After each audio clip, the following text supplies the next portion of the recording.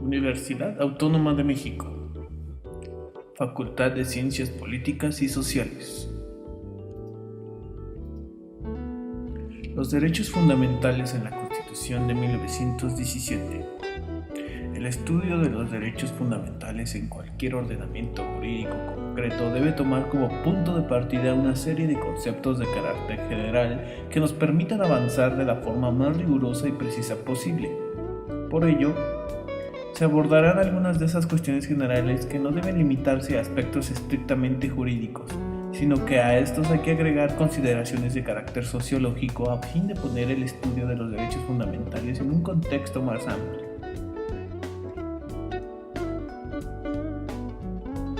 Junto a la explicación de su concepto, una de las primeras cuestiones que deben ser estudiadas sobre el tema de los derechos fundamentales tiene que ver con su fundamento, con su razón de ser. Las preguntas esenciales en este punto serían: ¿por qué necesitamos tener derechos fundamentales? ¿Cuáles podrían ser los criterios para considerar que ciertos derechos son o deben ser fundamentales y cuáles no? ¿Por qué asignamos a ciertas prerrogativas o pretensiones una protección reforzada al considerarlos fundamentales frente a otros derechos?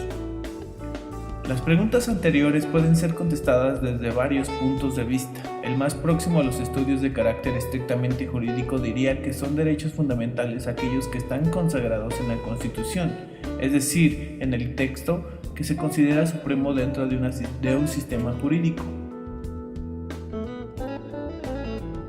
Es decir, el texto que se considera supremo dentro de un sistema jurídico determinado. Por ese solo hecho y porque el propio texto constitucional dota de un estatuto jurídico privilegiado, sostendría esta visión: tales derechos son fundamentales. Siendo esto cierto en parte, también es verdad que para cualquier observador resulta obvio que los derechos no han llegado ni automáticamente ni mágicamente a los textos constitucionales. Los derechos están allí por alguna razón, o mejor dicho, por razones, que habría que rastrear en la historia, en la sociología, en la economía y en la política, no solamente en el interior de los fenómenos jurídicos. Reducir los derechos a su connotación jurídica sin dejar de ser importante significa aislarlos de una realidad que va más allá de los diferentes ordenamientos jurídicos que, tanto en la esfera interna de los estados nacionales como en la de las relaciones internacionales, los han reconocido y protegido. El estudio de los derechos tiene que distinguir en consecuencia varios planos de análisis, cada uno de los cuales intenta responder a preguntas diferentes.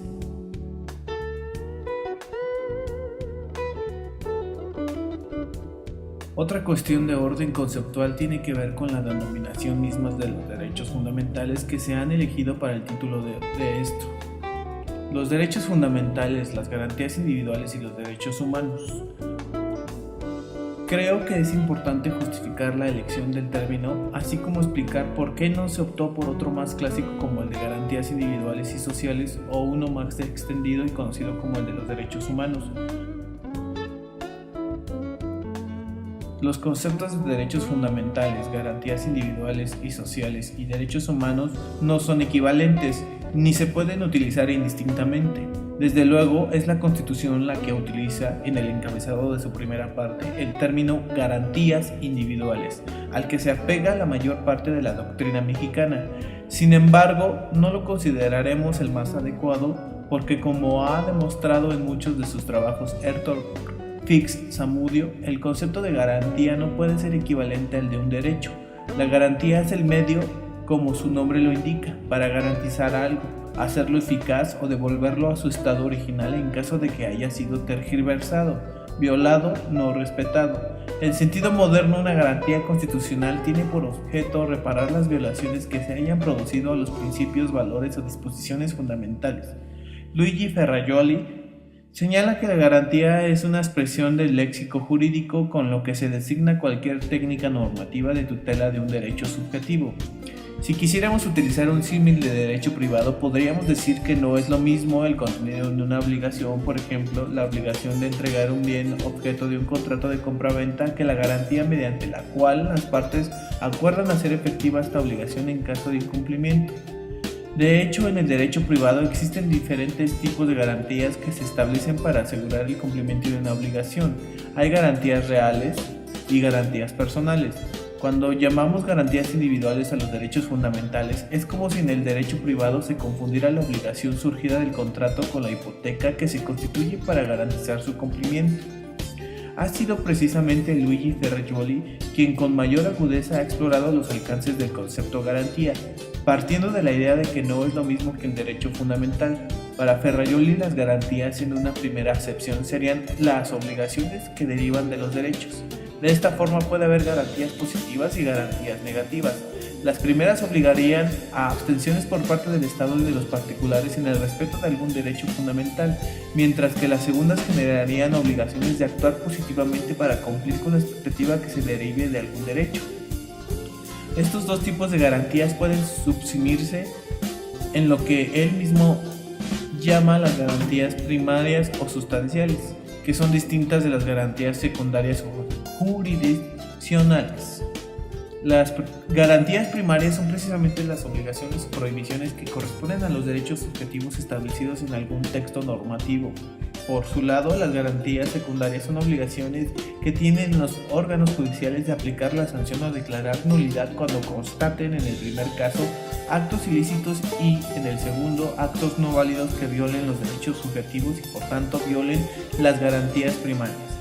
La confusión entre los derechos fundamentales y las garantías individuales ha alcanzado también a la jurisprudencia, como puede verse en la siguiente tesis, bien expresiva de la falta de coherencia terminológica con lo que se suele abordar la cuestión. Bueno, vamos a conceptualizar lo que son las garantías individuales. No son derechos sustantivos, sino que constituyen el instrumento constitucional para salvaguardar estos.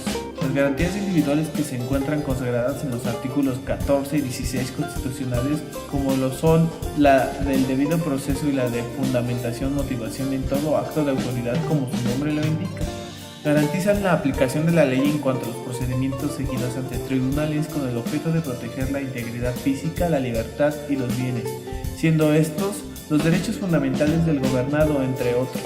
Es decir, las garantías individuales no son derechos sustantivos, sino que constituyen el instrumento constitucional establecido por la propia norma jurídica fundamental del país para salvaguardar tales derechos. Tesis aislada, Semanario Judicial de la Federación y su Gaceta. Esta es la fuente de donde estamos sacando el concepto de las garantías individuales. Bueno, llegados a este punto, podemos perfectamente hacernos la siguiente pregunta. Si por todas las razones que se han dado no es aconsejable o adecuado recurrir al concepto de garantías individuales para denominar a nuestro objeto de estudio, ¿por qué no utilizar el término tan común y aceptado de derechos humanos? Los derechos humanos no deben de ser confundidos con los derechos fundamentales. Son fundamentales los derechos que están previstos en el texto constitucional y en los tratados internacionales. El término derechos fundamentales apareció en Francia a finales del siglo XVIII, dentro del movimiento que culmina con la expedición de la Declaración de los Derechos del Hombre y del Ciudadano de 1789. El sentido moderno toma relieve sobre todo en Alemania bajo la denominación de Grundduce, adoptada por la Constitución de ese país en 1949. Los derechos humanos son una categoría más amplia y que en la práctica se suele utilizar con menos rigor jurídico que la de los derechos fundamentales. Muchas veces se hace referencia a los derechos humanos como expectativas que no están previstas de forma clara en normas jurídicas, con el objeto de reclamar lo que a algunas personas les puede parecer una actuación indebida de las autoridades. Para algunos teóricos que esgrimen muy buenas razones en su favor, serían también derechos humanos algunos derechos no jurídicos. Se trataría, por ejemplo, de los llamados derechos morales, como escribe Antonio E. Pérez Buño. En los términos lingüísticos, jurídicos, políticos e incluso comunes de nuestro tiempo, el término derechos humanos aparece como un concepto de contornos más amplios e imprecisos que la noción de los derechos fundamentales. Los derechos humanos suelen venir entendidos como un conjunto de facultades e instituciones que en cada momento histórico concretan las exigencias de la dignidad, la libertad y la igualdad humanas, las cuales deben ser reconocidas positivamente por los ordenamientos jurídicos a nivel nacional e internacional, en tanto que con la noción de los derechos fundamentales se tiende a aludir a aquellos derechos humanos garantizados por el ordenamiento jurídico positivo, en la mayor parte de los casos en su normativa constitucional y que suelen gozar de una tutela reforzada. Los derechos humanos aunan, sigue diciendo Pérez Luño, a su significación descriptiva de aquellos derechos y libertades reconocidos en las declaraciones y convenios internacionales, una connotación prescriptiva o deontológica al abarcar también aquellas exigencias más radicalmente vinculadas al sistema de necesidades humanas y que, debiendo ser objeto de positivación, no lo han sido. Los derechos fundamentales poseen un sentido más preciso y estricto, ya que tan solo describen el conjunto de derechos y libertades jurídica e institucionalmente reconocidos y garantizados por el derecho positivo. Las fronteras conceptuales de los derechos humanos son menos precisas de las que los tienen los derechos fundamentales. Quizá por esas razones por lo que sobre los derechos humanos han escrito muchas páginas, algunas muy buenas, los sociólogos, los economistas, los politólogos, los filósofos, etc. Pero sobre derechos fundamentales, hasta donde se tiene noticia, generalmente escriben los juristas, autores paradigmáticos en sus campos de conocimiento y con vasta influencia sobre la ciencia jurídica como John Rawls, Jürgen Habermas, cuando hacen referencia en sus textos a libertades básicas o derechos o bienes primarios o derechos fundamentales, lo hacen sin tener en cuenta lo que efectivamente dice la Constitución de su país o de cualquier otro estado. Y hacen bien porque desde su perspectiva científica pueden adoptar enfoques más amplios que los que se utilizan en la ciencia jurídica. Sus aportaciones son del mayor valor para quienes nos situamos en una óptica constitucional, pues con frecuencia someten nuestros razonamientos a fuertes presiones argumentativas y nos obligan a redoblar o, en su caso, corregir nuestros puntos de vista. Pese a todo, la distinción entre derechos fundamentales y derechos humanos no debe llevarnos a pensar que se trata de categorías separadas e incomunicadas. Por el contrario, de hecho podríamos decir que todos los derechos fundamentales son derechos constitucionalizados. Pérez Luño pone un ejemplo que refleja con nitidez la diferencia entre el uso que le damos al concepto de derechos humanos y el que corresponde a la noción de derechos fundamentales. Habría un amplio consenso en considerar que el régimen del apartheid en Sudáfrica o en la dictadura pinochetista de Chile se violaban derechos humanos. Sin embargo, de acuerdo con el sistema jurídico de esos países, la detención sin causa o la segregación racial no eran violatorios de derechos fundamentales. Estos dos regímenes y muchos otros que se han visto y se siguen viendo en otros tantos países podrían ser denunciados como violadores de derechos humanos, pero no como violadores de derechos fundamentales, en tanto que sus ordenamientos jurídicos internos no reconocían como tales a una serie de derechos que a nosotros nos pueden parecer esenciales desde cualquier punto de vista. Lo anterior no significa desde luego que en el estudio de los derechos fundamentales los juristas no deban tener en cuenta las perspectivas y argumentos que ofrecen otras ciencias sociales. Por el contrario, una perspectiva multidisciplinaria es muy recomendable para el estudio de los derechos fundamentales, siempre que se tenga presente que nuestra base metodológica tiene que partir de razonamientos y premisas estrictamente jurídicas. Universalidad y globalización.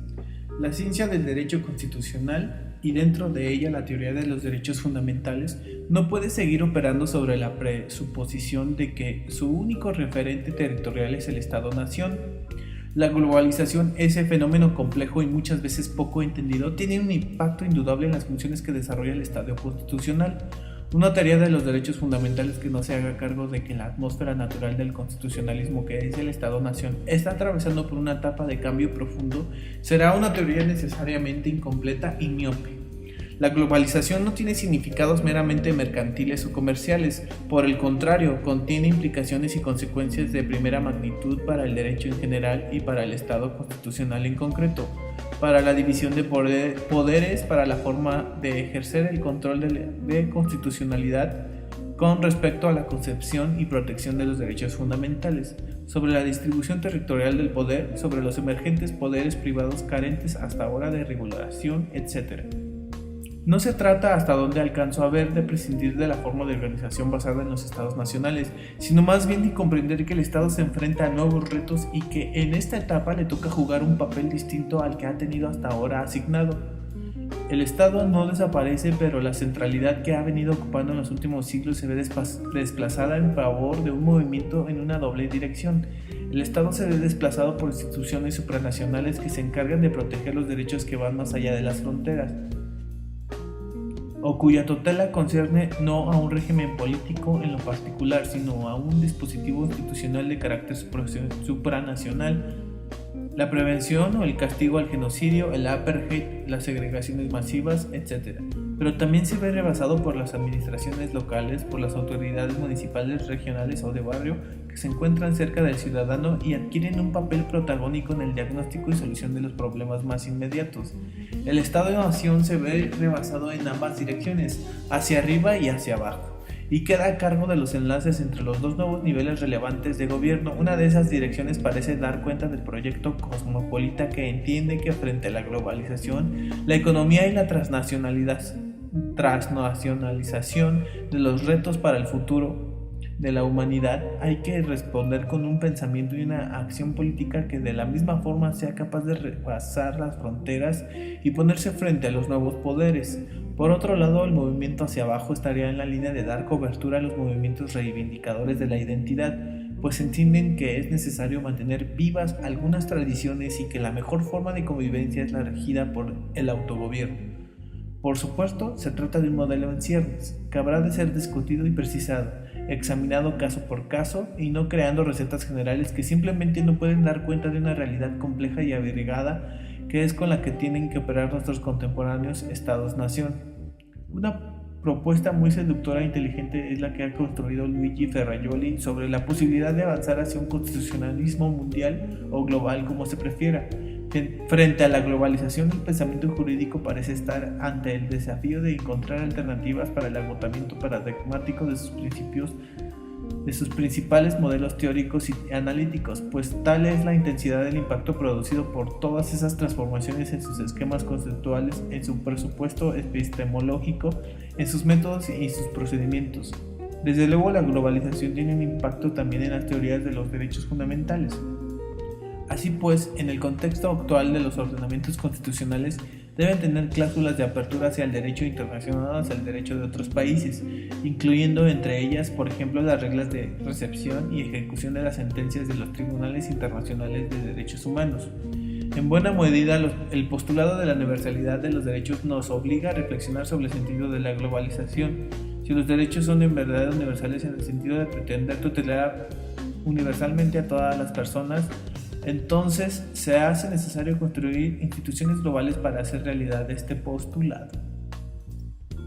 Bueno, mi opinión acerca de este tema pues es en realidad algo que me hace pensar que en realidad pues nuestros derechos fundamentales siempre han sido algo que tiene que ser llevado a discusión desde el principio de un constituyente en cualquier nación.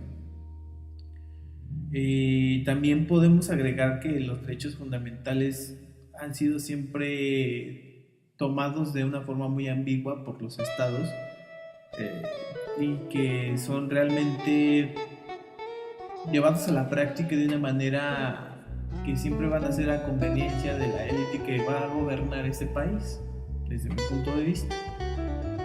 No es lo mismo una élite absolutista en los estados en los que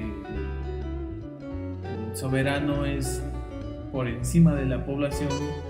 Estas garantías van a ser llevadas a cabo de una forma más facciosa, y en un estado que se diga democrático a sí mismo, pues obviamente estas garantías y estos derechos fundamentales van a estar totalmente abiertos a su práctica y a su ejercicio. Aunque pues hay muchos matices en cuanto a cómo se puede ejercer estos derechos, ¿no? Jurídicamente hay muchos matices y hay muchas trampas que pueden ponerse en las constituciones de cada país.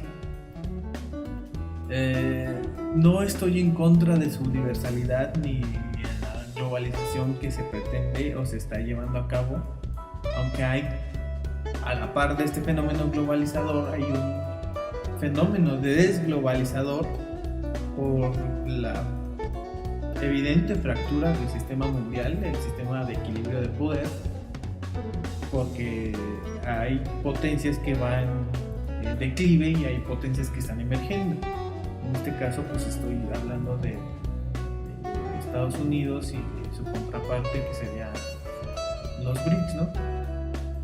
bueno, cada quien con su séquito, que Estados Unidos sería junto con el G7 y los BRICS, Rusia, India, China, Brasil, serían los países que en cierto modo, no totalmente, solamente geoestratégicamente, se oponen al orden impuesto por los Estados Unidos y sus aliados, ¿no?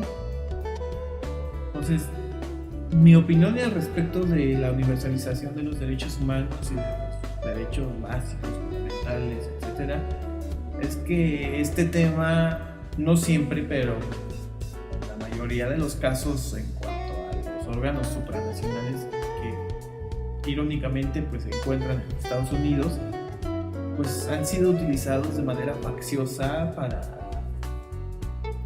para dificultarle el camino a gobiernos que no están muy conformes con la hegemonía que ha ejercido Estados Unidos y el G7 sobre, pues no sé, la economía y la política.